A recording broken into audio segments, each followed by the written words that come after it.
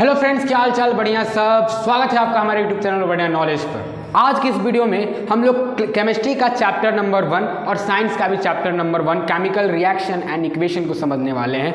बहुत ही शानदार इस छोटे से वीडियो में हम आपको इस टॉपिक का पूरा कॉन्सेप्ट समझा देंगे। हो सकता है कि आपने अभी अपना नोटबुक या फिर पेन या फिर अपना बुक नहीं लिया है। जल्दी से लेके आइए बुक के साथ साथ नोटबुक और पेन, क्योंकि यहाँ पे कुछ इंपॉर्टेंट बात भी बताएंगे, उसको आप लोग नोट डाउन कर सकते हैं। नोट्स यहाँ पे नहीं कराने वाले, क्योंकि जितना टाइम हम नोट्स बनाने में लगाने वाले थे उतना हमने लगा दिया है। अब बात आई है रिवीजन करने की, अब बात आई है एग्जाम में फोड़ने की, वो करने वाले हैं हम। सबसे पहले समझेंगे कि केमिकल रिएक्शन क्या होता है। जब कभी भी दो सबस्टेंस आपस में रिएक्ट करते हैं और एक नए तीसरे सबस्टेंस को बना देते हैं, उसी को हम लोग बोलते हैं केमिकल रिएक्शन। अगर अपनी आम की भाषा में समझने की कोशिश करें तो हम लोग बोल सकते हैं कि जब दूध और चीनी को गैस पे मिलाया जाता है, उसमें चाय पत्ती डाला जाता है, तो वो बन जाता है चाय।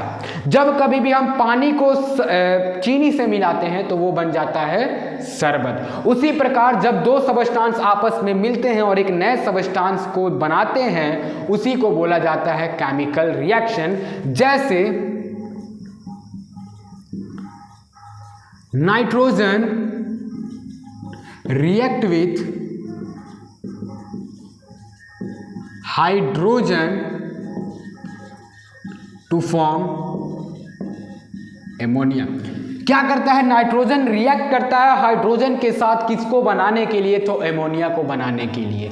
लेकिन यहाँ पे आपको दो बात समझना होगा कि केमिकल रिएक्शन होते कितने प्रकार के हैं। एक जो होता है वो फिजिकल चेंज होता है, जो हमें दिखाई देता है, और दूसरा जो होता है वो केमिकल चेंज होता है। फिजिकल चेंज को हम लोग वापस से ला सकते हैं, उसको बोला जाता है रिवर्सिबल चेंज। जैसे अगर हमने किसी पेपर को फाड़ा तो हम उसे चिपका कर फिर से बना सकते हैं उस साइज के, लेकिन जब हम उस पेपर को जला देते हैं तो उसका अपना पहले वाले रूप में लाना बहुत ही मुश्किल होता है। तो उसको बोलते हैं फिजिकल चेंज और बोलते हैं केमिकल चेंज। अब आपने देखा होगा कि जब कभी भी दूध को बहुत समय के साथ छोड़ दिया जाता है तो वो बन जाता है दही। जब कभी भी आयरन तवा और नेल को लेफ्ट टू एटमॉस्फेयर यानी कि हवा में छोड़ जाते हैं तो उस पर कोई ना कोई परत लग जाता है। ये सब एग्जाम्पल है केमिकल रिएक्शन के। लेकिन आपको एग्जाम में केमिकल रिएक्शन का डिफिनेशन नहीं पूछेगा, वहां पे एग्जाम्पल पूछ सकता है। तो क्या बोला हमने? Nitrogen react with hydrogen to form ammonia. लेकिन इतना बड़ा लिखना बहुत ही मुश्किल काम है, तो साइंटिस्ट ने क्या किया? उसका शॉर्ट फॉर्म निकाल दिया। और शॉर्ट फॉर्म क्या है? देखिए, नाइट्रोजन को हम लोग N से सूचित करते हैं और ये एक डाई एटॉमिक है तो N2 लिखेंगे। हाइड्रोजन भी डाई एटॉमिक है, इसको भी H2 लिखेंगे। बन के क्या होगा? NH3 बनेगा, यानी कि एमोनिया बनेगा। ये तो हुआ हमारा स्केलेटल केमिकल इक्वेशन। यानी कि इक्वेशन को क्या समझना है? जब दो सबस्टेंस एक साथ रिएक्ट करे, तीसरा सबस्टेंस बने, दोनों के बीच में एरो हो, उसको बोला जाता है इक्वेशन। जैसे हम लोग मैथ में इक्वेशन पढ़ते हैं। लेकिन वहां पे देखना है कि क्या दोनों साइड के एटम का वेट मास सेम है, तो देख लेते हैं। नाइट्रोजन यहाँ पे 2 है, यहाँ पे 1 है, बिल्कुल नहीं है। हाइड्रोजन यहाँ पे 2 है, यहाँ पे 3 है, बिल्कुल नहीं है। तो इसको बनाने के लिए करना क्या होगा? तो इसको हम लोग बोलेंगे स्केलेटल केमिकल इक्वेशन। लेकिन यहाँ पे देखेंगे नाइट्रोजन 2 है, यहाँ पे देखेंगे 1 है, यहाँ पे 2 से मल्टीप्लाई कर देंगे।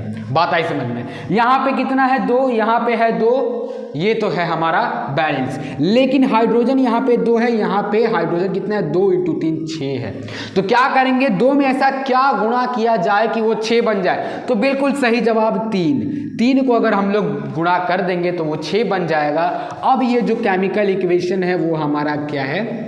बैलेंस है। इसी को बोला जाता है बैलेंस केमिकल इक्वेशन। एग्जाम में अक्सर यह क्वेश्चन पूछा जाता है कि why do we need to balance a chemical equation? हमें जरूरत क्यों होती है कि एक केमिकल इक्वेशन को बैलेंस की जाए? तो हमने 9th क्लास में पढ़ा है law of conservation of mass can neither be created nor be destroyed during a chemical reaction. यानी कि केमिकल रिएक्शन के दौरान किसी भी एलिमेंट्स का मास ना ही बनाया जा सकता है ना ही बिगाड़ा जा सकता है।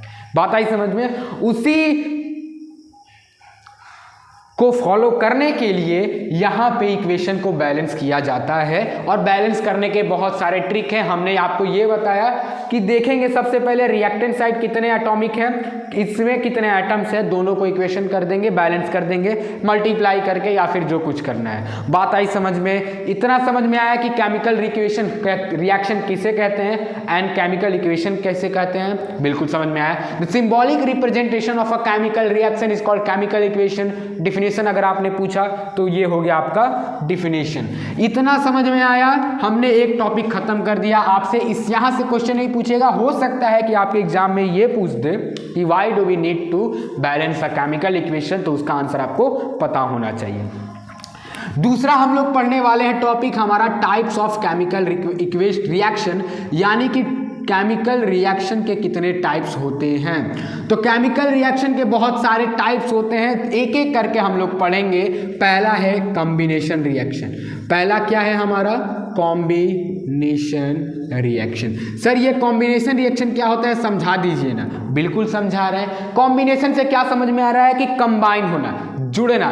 तो इसका सिंपल सा डिफिनेशन याद रखना है आपको कि जब दो सबस्टांस जुड़ते हैं और एक नया सबस्टांस बनाते हैं, एक ही नया सबस्टांस बनाएंगे, वैसे केमिकल रिएक्शन को हम लोग बोलते हैं कॉम्बिनेशन रिएक्शन। सर इसका एग्जाम्पल तो होगा ही, बिल्कुल होगा। पहले इसका इंग्लिश में डिफिनेशन समझिए। व्हेन टू और more reactants react together to form a product is called combination reaction. Example में कैल्शियम ऑक्साइड, जिसको हम लोग बोलते हैं क्विकलाइम,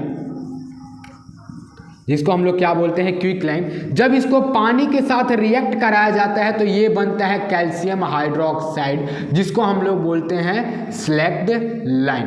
अब आपने ये नहीं पूछा कि सर ये प्रोडक्ट क्या होता है, रिएक्टेंट क्या होता है। तो जो सबस्टांस किसी रिएक्शन में भाग लेते हैं उसको बोलते हैं हम लोग रिएक्टेंट। यानी कि इन दोनों में कैल्शियम हाइड्रोक्साइड और वाटर क्या है हमारा, तो ये है रिएक्टेंट। याद रखना है आपको, ये है रिएक्टेंट्स।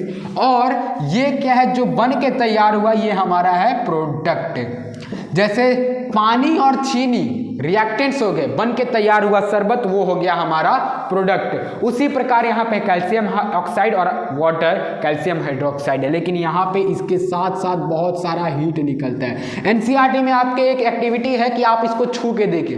अगर आप इस बीकर को छूते हैं तो आपको गर्म महसूस होगा। यानी कि कॉम्बिनेशन रिएक्शन जहाँ होगा वहाँ पे एक्सोथर्मिक रिएक्शन होगा। ये बात आपको याद रखना है, ये बहुत ही आसान ट्रिप है। जहाँ कॉम्बिनेशन रिएक्शन वहाँ पे एक्सोथर्मिक रिएक्शन। सर ये एक्सोथर्मिक रिएक्शन क्या होता है? जब कभी भी दो सबस्टांस आपस में रिएक्ट करेंगे ना, तो वहां पे हीट भी रिलीज होगा, और जब हीट रिलीज होगा उसी रिएक्शन को हम लोग बोलेंगे एक्सोथर्मिक रिएक्शन। याद रखना है, याद रखना है। यहाँ पे हम आपका नोट्स नहीं कराएंगे, नोट्स आपको हमारे चैनल का डिस्क्रिप्शन बॉक्स में मिल जाएगा। ये याद रखना है कि heat release along with the formation of new product, यानी कि प्रोडक्ट के बनने के साथ साथ आपके जब हीट रिलीज हो उसको हम लोग बोलेंगे कॉम्बिनेशन रिएक्शन। सर दूसरा एग्जांपल देके बताइए ना कॉम्बिनेशन रिएक्शन का। बिल्कुल बताते हैं। जब हाइड्रोजन को हम लोग ऑक्सीजन के साथ मिलाएंगे तो हमारा प्रोड्यूस होगा वाटर H2O। लेकिन यहाँ पे ये भी देखना है क्लास 10 में कि ये हमारा केमिकल इक्वेशन बैलेंस है या फिर नहीं है। तो यहाँ पे हाइड्रोजन 2 है, यहाँ पे भी 2 है, यहाँ पे ऑक्सीजन 2 है। तो क्या करना होगा, यहाँ पे अगर हम लोग 2 लिख देते हैं तो वो हमारा हो जाता है गलत। यहाँ पे 2 नहीं लिखेंगे बल्कि हम लोग यहाँ पे लिखेंगे। तो ऑक्सीजन 2 तो हुआ, ये हो गया बैलेंस। लेकिन यहाँ पे हाइड्रोजन 4 हो गया, यानी कि यहाँ पे अगर हम लोग 2 से मल्टीप्लाई कर देते हैं तब हमारा केमिकल इक्वेशन क्या हुआ, बैलेंस हुआ। अब आपके क्वेश्चन बुक में बहुत सारे एग्जांपल दिए हैं। कार्बन को ऑक्सीजन के साथ बनाएंगे तो कार्बन डाइऑक्साइड बनेगा। Respiration is an exothermic reaction. ये सभी कॉन्सेप्ट है, इसको आपको याद रखना है। तो आई होप अभी तक आपको कॉम्बिनेशन रिएक्शन समझ में आया होगा कि जब कभी भी 2 रिएक्टेंट रिएक्ट करते हैं और एक प्रोडक्ट निकलता है उसी को बोला जाता है कॉम्बिनेशन रिएक्शन। बेहतरीन एग्जाम्पल है calcium oxide hydrogen, calcium hydroxide. अभी इसके बारे में आगे का कॉन्सेप्ट अभी समझेंगे, इसके बारे के अभी आगे का कॉन्सेप्ट हम लोग समझेंगे, ठीक ना। पहला कॉम्बिनेशन रिएक्शन समझ में आया, और जहां कॉम्बिनेशन रिएक्शन होगा वहीं पर एक्सोथर्मिक रिएक्शन होगा। दूसरा आ जाते हैं डीकंपोजिशन रिएक्शन। दूसरा आ जाते हैं हम लोग डीकंपोजिशन रिएक्शन। सर ये डिकम्पोजिशन रिएक्शन क्या होता है? तो कॉम्बिनेशन में जब जुड़ रहा था तो डिकम्पोजिशन में टूट जाएगा। यहाँ पे रिएक्टेंट एक होगा लेकिन प्रोडक्ट बहुत सारे हो जाएंगे। डिफिनेशन पूछेगा या फिर डिफरेंसेस पूछेगा आपको कॉम्बिनेशन या डिकम्पोजिशन में, तो आप लोग लिख सकते हैं। कॉम्बिनेशन में क्या हो रहा था कि दो सबस्टांस रिएक्ट करेंगे, लेकिन डिकम्पोजिशन में क्या होगा कि एक ही सबस्टांस टूटेगा बहुत सारे प्रोडक्ट में। लेकिन यहाँ पे करेंगे क्या? तो यहाँ पे हम लोग हीट देंगे। जब कभी हीट देते हैं तभी कोई सबस्टांस ब्रेक डाउन होता है, ये बात आपको याद रखना है। तो ये इसको बोला जाता है फेरस सल्फेट। जब फेरस सल्फेट को हम लोग गर्म करेंगे तो ये आएगा फेरिक ऑक्साइड और SO2 सल्फर और डाइऑक्साइड और सल्फर ट्राइऑक्साइड, जो कि दोनों गैस है, ये आपका सॉलिड है। तो सर SO2 और SO3 को पहचानेंगे कैसे? तो ये होता है कलरलेस गैस। ये क्या हो जाता है? Colourless gas. अब फेरस सल्फेट का क्या कलर होगा? तो फेरस सल्फेट का कलर होगा ग्रीन।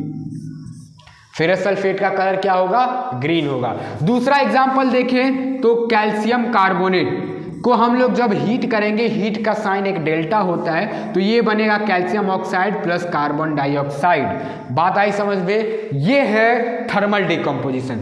अब सर आपने बताया डिकम्पोजिशन रिएक्शन, थर्मल डिकम्पोजिशन क्या होता है कि जब कोई डिकम्पोजिशन रिएक्शन हीट के प्रेजेंस में होता हो उसे हम लोग बोलेंगे थर्मल डिकम्पोजिशन रिएक्शन। दूसरा अगर बात करें, यहाँ पे हमारा है AgCl सिल्वर क्लोराइड। जब इसको सनलाइट में रखते हैं, ये होता है वाइट कलर का, याद रखना ये होता है वाइट कलर का। जब यहाँ पे सन का लाइट पड़ता है तो ये चेंज हो जाता है Ag में और Cl2 में, और इसका कलर हो जाता है ग्रेस। तो जब कभी भी AgCl लाइट के प्रेजेंस में टूटे, कोई रिएक्टेंट्स लाइट के प्रेजेंस में टूट जाए, उसको हम लोग बोलते हैं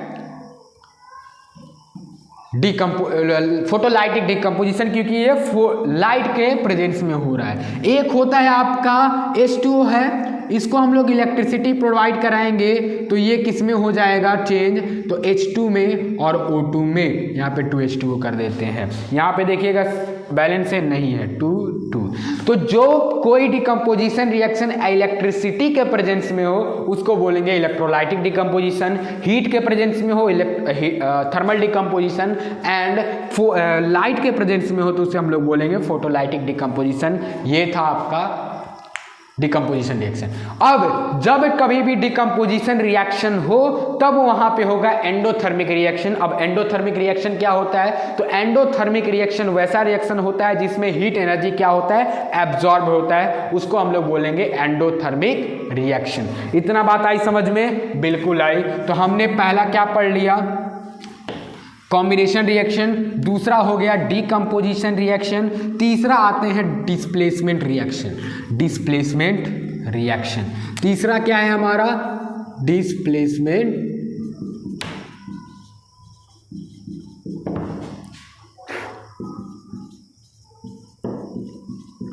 डिस्प्लेसमेंट रिएक्शन। डिस्प्लेसमेंट क्या रिएक्शन होगा? यानी कि कोई एक सबस्टांस आएगा दूसरे सबस्टांस को डिस्प्लेस कराएगा, लेकिन कौन से सबस्टांस को? जो उससे कम रिएक्टिव हो।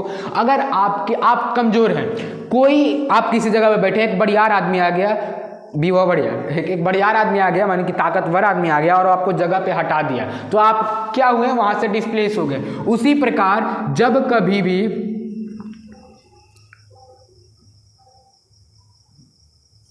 Na+Cu⁴,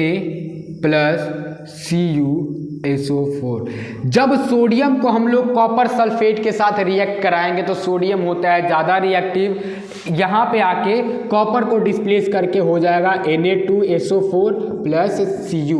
देख लेंगे कि बैलेंस है कि नहीं है। यहाँ पे Na2 है, यहाँ पे 1 है, यहाँ पे 2 है, यहाँ पे 1 है, तो यहाँ पे 2 से मल्टीप्लाई कर देंगे। अब हमारा केमिकल इक्वेशन क्या है? वो बैलेंस है। ये हुआ डिस्प्लेसमेंट रिएक्शन कि एक कोई रिएक्टिव मेटल आएगा और सॉल्ट सॉल्यूशन से किसी दूसरे मेटल्स को डिस्प्लेस करा देगा और उसकी जगह खुद ले लेगा, वैसे रिएक्शन को हम लोग बोलेंगे डिस्प्लेसमेंट रिएक्शन। चौथा होता है हमारा डबल डिस्प्लेसमेंट रिएक्शन। चौथा क्या होता है हमारा? Double displacement reaction. अब डबल डिस्प्लेसमेंट रिएक्शन क्या होता है, तो यहाँ पे एक्सचेंज ऑफ आयंस होता है। यहाँ पे घबराने वाली कोई बात नहीं है कि सर कैसे समझेंगे, हम समझाते हैं। यहाँ पे मान के चलिए Cl है और यहाँ पे बेरियम सल्फेट है, दोनों रिएक्ट करेंगे तो क्या बनेंगे, क्या बनेंगे, नहीं ये बनेंगे। देखिए क्या होगा, इसका पॉजिटिव वाला और इसका निगेटिव वाला एक दूसरे के साथ रिएक्ट कर लेगा, तो Na और प्लस SO4 क्या होगा, Na2SO4, और बेरियम और Cl क्या बन जाएगा, BaCl2। यहाँ पे देखिए हम बता रहे हैं, यहाँ पे दिक्कत हो सकता है सर क्या, तो यहाँ पे आपने इक्वेशन गलत लिखा है, गलत नहीं लिखा है, सही लिखा है। इसका दूसरा इक्वेशन होता है ये, आप समझिए Na2SO4 प्लस BaCl2, ये क्या बन गया, NaCl बन गया, 2 हो गया, और यहाँ पे BaSO4 बन गया, जो कि ये वाइट प्रेसिपिटेट होता है, वाइट PPT, जो कि इनसोल्यूबल इन वाटर होता है। तो यहाँ पे डबल डिस्प्लेसमेंट की बात करें तो हमारा दोनों इक्वेशन सही है, कोई काटने वाला नहीं है। समझ में आया डबल डिस्प्लेसमेंट की जहाँ पे एक्सचेंजेज ऑफ आयंस हो उसको हम लोग बोलेंगे डबल डिस्प्लेसमेंट रिएक्शन। यहाँ तक समझ में आ गया, तो सब समझ में आ गया। यहाँ पे सिर्फ हम छोटा सा ट्रिक बता रहे हैं आपको, जल्दी से इस चैप्टर का रिकेप करा रहे हैं। अगर एग्जाम के आप 5 दिन पहले देखने आए हैं तब भी कोई दिक्कत नहीं है, 2 दिन पहले देखने आए हैं तब भी कोई दिक्कत नहीं है, और 3 दिन पहले देखने आए हैं तब भी कोई दिक्कत नहीं है। अब हमारा जो लास्ट टॉपिक है वो है रस्टिंग एंड कोरोजन, और दूसरा है रेंसिडिटी, कोरोजन और दूसरा है रेंसिडिटी। इसको हम लोग समझा देते हैं, बोर्ड पे लिखने की कोई ज़रूरत नहीं है। जब कभी भी हम किसी मेटल को खुला छोड़ देते हैं हवाओं में तो वहाँ पे जंग लग जाता है, और उसी जंग लगने के प्रोसेस को हम लोग बोलते हैं कोरोजन, और अगर वहाँ लोहे में जंग लग जाता है तो उसको बोलते हैं हम लोग रस्टिंग। तो कोरोजन समझ में आया, जैसे black coating on silver and green coating on copper, इसको हम लोग पढ़ेंगे चैप्टर 3 में। तो कोरोजन समझ में आना है कि when a metal is attacked by a substance around it such as moisture, acid, etc., then it is said to be corrode, and this process is known as corrosion. corrosion समझ में आया। Rancidity, जब कोई भी fat and oil वाले substance हवा के साथ रिएक्ट कर जाते हैं तो वो रेंसिडिटी हो जाते हैं, यानी कि उसका टेस्ट भी चेंज हो जाता है और स्मेल भी चेंज हो जाता है। तो उसको बचाने के लिए एक प्रॉपर सा मेथड एंटीऑक्सीडेंट का यूज किया जाता है। दूसरा नाइट्रोजन गैस का यूज किया जाता है। क्यों? नाइट्रोजन गैस क्या होता है, अनरिएक्टिव गैस होता है, ये फैट्स और ऑयल के साथ रिएक्ट नहीं करता है, और हमारा खाना जो होता है वो सेफ होता है। अगर आपने चिप्स के पैकेट में देखा होगा तो वो फुला हुआ होता है, क्यों? क्योंकि उसमें नाइट्रोजन गैस ही डाला जाता है। बात आई समझ में कि कोरोजन किसको बोलेंगे, रेंसिडिटी किसको बोलेंगे। यानी कि इस वन शॉट में आपका जो चैप्टर है केमिकल रिएक्शन एंड इक्वेशन वो हो गया समाप्त। अगर वीडियो पसंद आया हो, अगर कुछ थोड़ा भी समझ में आया हो तो चैनल को सब्सक्राइब, वीडियो को लाइक करना मत भूलिएगा। आज के लिए बस इतना ही, मिलते हैं एक नए वीडियो के साथ, तब तक देखते रहिए over knowledge. Thanks for watching.